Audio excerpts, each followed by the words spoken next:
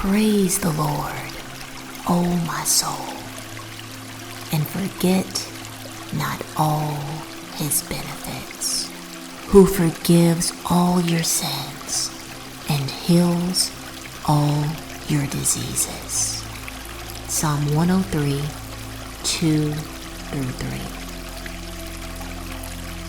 Do not be anxious about anything, but in every situation, by prayer and petition, with thanksgiving, present your requests to God, and the peace of God, which transcends all understanding, will guard your hearts and your minds in Christ Jesus.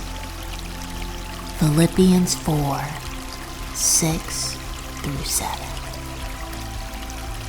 Jesus went through all the towns and villages, teaching in their synagogues, proclaiming the good news of the kingdom, and healing every disease and sickness. Matthew 9:35.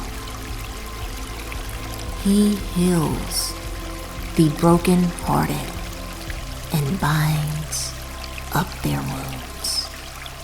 Psalm 147:3. Come to me, all who are weary and burdened, and I will give you rest. Take my yoke upon you and learn from me, for I am gentle and humble in heart, and you will find rest for your souls. For my yoke is easy and my burden is light.